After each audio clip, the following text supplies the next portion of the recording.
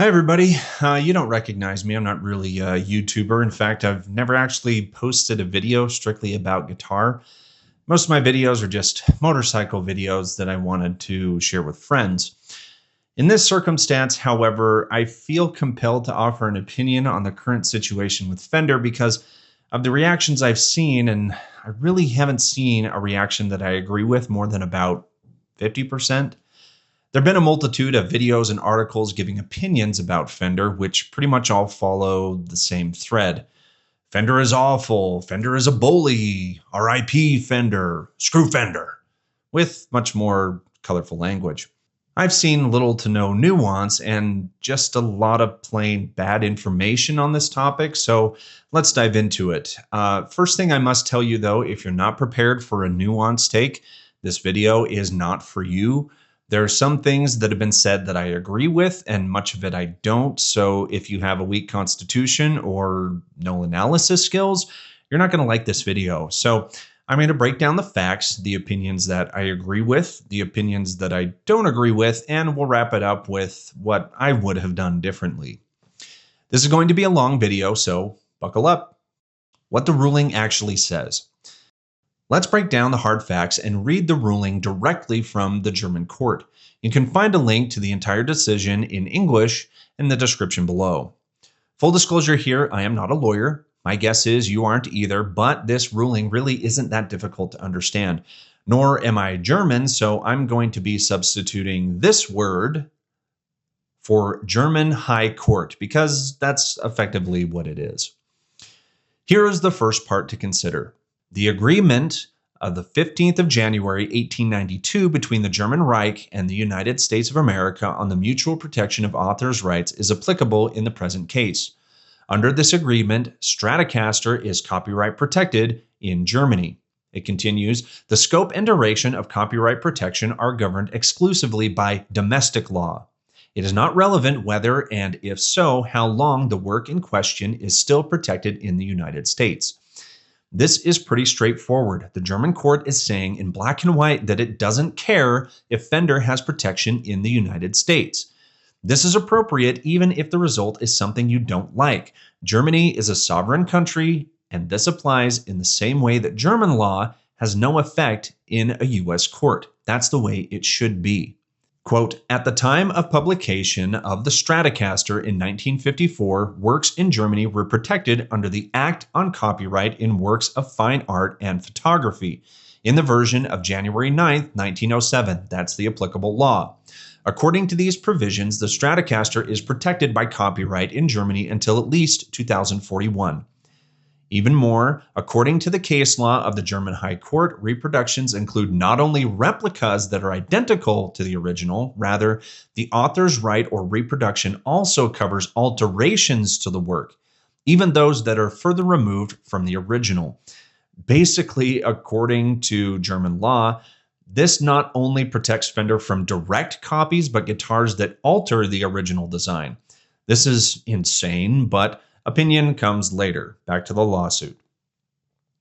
Finally, and here's the kicker for everyone, quote, the infringing act induces the danger of repeated infringement required for an injunction which, according to established case law, can only be eliminated by a cease and desist declaration with a penalty clause, end quote. What this means is the court is ruling that Fender is required to issue a cease and desist letter with the penalty clause established by the court clearly stated. The court will not do it for them. Fender has to do it. Whether you agree with it or not, the fact is Fender was granted protection over the Strat body design in Germany today, and therefore has the right to defend it in Germany today. Again, the fact is you don't have an issue with Fender. You have an issue with German law and the way it was applied in this case. You want to take issue with the ruling, you need to take it up with the courts. Your ire does not belong with Fender. So now that the legal mumbo jumbo is out of the way, let's get with the things that I agree with commentators about. This is bad PR. Yes, I agree that this is a bad move from a PR perspective. While I disagree with many of the assertions being made by people on this issue, The backlash was inevitable, no matter how incorrect I think the detractors are, and any of us could have told Fender that it would happen. We live in a time where the word corporation is synonymous with kicking a puppy, where everyone wants to stand up for the perceived little guy. I can hear it now. The oligarchs in the guitar industry are exploiting the hardworking people who can't even afford to feed their families after working a full-time job. Also, they don't pay enough in taxes. So while I disagree with why people are angry, and I personally am not, the effect was predictable. The time has passed. I also agree that the time has long since passed for protection of the Stratocaster design. As most of us know, a US court ruled in 2009 that the Strat design has become all but synonymous with the phrase electric guitar, and therefore couldn't be protected. This is a good ruling, and again, one that I agree with. It's the same reason that no one can patent chair. You could patent your own design for an chair, but you cannot just simply patent chair. It's too generic. No one owns or can own chair. I agree with the US ruling that a Strat in the guitar world is basically chair. In fact, while getting into a deeper dive, I can't find any evidence that Leo ever actually filed an application for or was granted a patent that would give ownership of the Stratocaster body in the United States. Fender has trademarks on the Strat name, even the Fender headstock design, which is why an LSL, SIR, PRS, or any other Strat copy doesn't have a Fender-shaped headstock. It's protected under copyright. I don't hear anyone getting pissed off about that. Leo was granted patents on the original Strat vibrato system, but I couldn't find anything, copyright, patent, or otherwise, to indicate that Leo filed for a patent on the design of the Stratocaster in the United States. The name, yes. The body, no. As discussed, though, this means nothing in the context of the German ruling. They don't care. But this brings us to our next point of agreement. The German ruling is ridiculous. Or at the very least, we can say that German law is ridiculous. Overall, I agree with the assessment that this ruling is silly, but truth is, if you have an issue with what has happened, you have a problem with the German court, not Fender. I also agree that defining what exactly makes a Stratocaster is extremely difficult to quantify. How do you do it? Do you measure the width of the waist, the thickness of the body, the pickup layout, the pickguard, the layout of the controls? Is it all of these and more combined? That said, though, I think we can all agree that we know a Stratocaster when we see it. We all know that a Strat is a Strat, and a Strat is not a Les Paul or a Telecaster or an SG. Now, just because it's difficult doesn't mean it can't be done. The German court apparently thinks they can and plan to. How are they going to do it? These are valid questions and ones that US courts came to a different conclusion on. Your boutique Strats or any other Fender copies are not going away in the United States or most of the world. Again, I agree with you on this point. The German ruling is rather ridiculous, and we'll see what happens when the rubber meets the road in litigation. The ruling may just get completely overturned. If it does, I would agree it would be the right call. I would also agree that if Fender tried to use the ruling to attempt to restrict sales in the United States, that would be wrong, and it's a case they wouldn't win. Rightfully so, but Fender isn't trying to do this. You can tell since none of the letters have insisted on stopping sales of Strat copies in the United States. As a final note on this, I will agree with the letters that the letters demand that inventory be recalled and destroyed is absolutely insane. There's no reason inventory wouldn't be able to be recalled and sold elsewhere. It sounds to me like language the legal counsel put in there as opposed to the leadership at Fender, but I have no evidence to back that claim. Similarly, no one has evidence to say that Fender specifically told their counsel to put in that language. So in this case, we can't legitimately point a finger at anyone with any type of certainty. Now, this brings us to the stuff I don't agree on. They're taking away my favorite boutique Strat, and the telly and basses are next. No, that's nonsense. Now, understand that I say this as a lover of illegitimate Fenders. If we look at my guitars, this is not a real Fender. This is not a real Fender. This is not a real Fender. The only real Fender I own is this one, and I got it as a gift from my wife at Christmas because I always wanted to own a real Fender. The others are parts casters I built with my dad and are worth way more money to me than any of you would be willing to pay. I mean, look at this. I even created a custom water slide decal that looks like a Fender decal that has my last name on it instead of Fender. If I hadn't told you, most of you probably wouldn't even be able to tell. You definitely can't tell at a distance. As far as my understanding, at its longest reach, this only applies to Strat-style guitars in Germany and maybe some EU countries. Definitely not the UK, since they're no longer part of the EU, and of course not the United States, nor Latin America, Asia, or anywhere else. This is a fairly narrow constriction that, at the end of the day, isn't going to affect LSL or PRS or anybody else that much. Obviously, I don't have their numbers in front of me, but I'm going to go out on a limb here and say that the total percentage of LSL, PRS, or any other builder's total guitar sales in Germany just isn't that large in comparison to the rest of their sales. The reaction to this is massively overblown.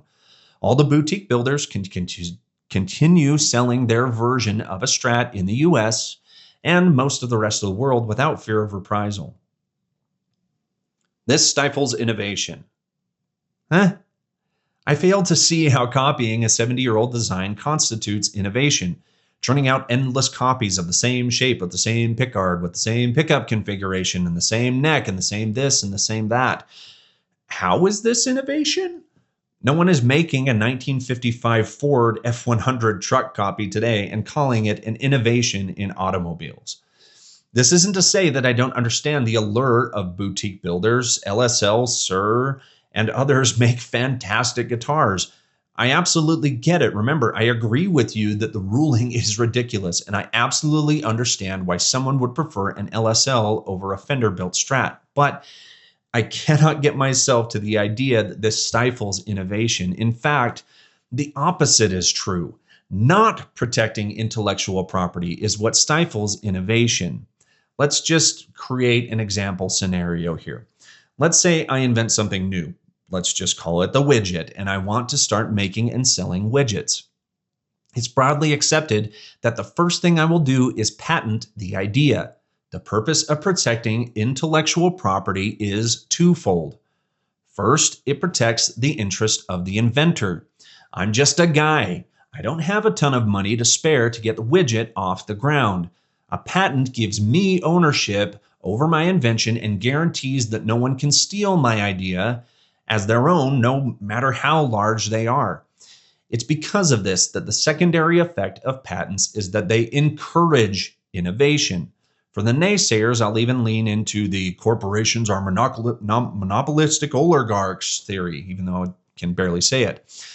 What motivation would I have as just a random guy to create something if I know that I have no legal protection? Amazon, Walmart, GE, Google, Facebook, Apple, Samsung, and thousands of others have infinitely more resources than I do for capital, marketing, manufacturing, sourcing, shipping, customer service, and everything else. I have no chance of competing with those guys. In a world where intellectual property isn't protected, the little guy has no chance at making it in the market. So what motivation would anyone have to do anything new outside of a massive corporation? Intellectual property granted legitimately by a court, even though you might disagree with it, and no matter the size of the company, has to be protected. You don't get to pick and choose. Fender is a greedy giant squashing the little guy. No, Fender is a business. Any business, regardless of size, has a fiscal responsibility to run their business as well as possible for their shareholders. Part of the function of a business is protecting your assets. This is why patents, trademarks, and copyrights exist. The purpose of a business, any business, is to make money. From Walmart to your local deli to the guy selling eggs at the local farmer's market. If a business doesn't make money, it dies. Providing products and services and jobs is all contingent on a company making money. This is true whether you're Fender or LSL or PRS. Maybe the guys at LSL have more passion for music than the current CEO of Fender. Maybe they don't. That's fine. But if LSL doesn't make money, they no longer exist, regardless of how passionate they are. I am beyond exasperated hearing about how LSL is just trying to give people jobs and Fender is a giant corporation just making as much money as they can. They already have enough money. You don't get to decide how much money a company is allowed to make. And what is right or wrong is not based on a company's valuation. LSL is a company trying to make as much money as they can. LSL is a smaller company than Fender, but do you think that doesn't mean that they aren't selling their guitars, that they build for as much money as they can? Do you think LSL is a charity selling every guitar at a loss? They're in the same business as Fender. The only difference is Fender is a volume business. LSL is effectively a luxury brand. Fender and LSL and SUR and PRS have the same goals at the end of the day, to make money selling instruments. Fender being big doesn't automatically make them bad, and LSL being small doesn't automatically make them righteous. I would like to know what exactly the precise moment is when a business crosses the Rubicon from just a bunch of little guys trying to support their families to greedy corporate assholes just in it for the money. Is Chevrolet greedy because they're the only ones that can make and sell a Corvette? Was Apple greedy when they sued Samsung because they claimed the Galaxy series of phones was too similar to an iPhone? I'm sure many of you are Apple fanboys, and I'm sure plenty of you have iPhones in your pockets. To bring it closer to the topic at hand, Nash Guitars has a patent on their Nautilus neck design. Would Nash be greedy if Fender started copying it and Nash asserted their rights and sued Fender and told them to stop?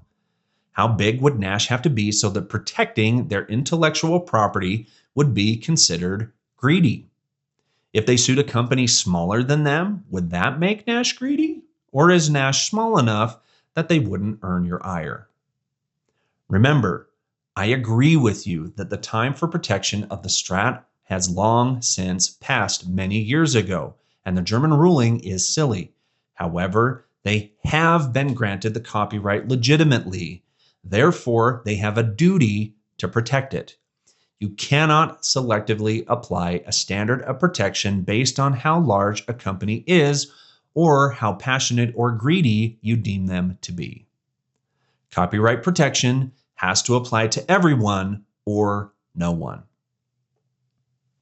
If Fender made a better guitar, they wouldn't have to do this. First, whether or not LSL or SUR or PRS make a better guitar than Fender is inherently subjective. And to use my law degree earned from Law and Order reruns, this evidence is inadmissible. There are 8 billion opinions on who makes the better guitar. Just because you think that Fender's QC is slipping, it doesn't add any legitimacy to your argument. People could say a Mustang is a crap car, but it wouldn't justify Chevrolet making an identical car. People don't like new Star Wars. That wouldn't mean that someone could make a new movie and sell it as Star Wars.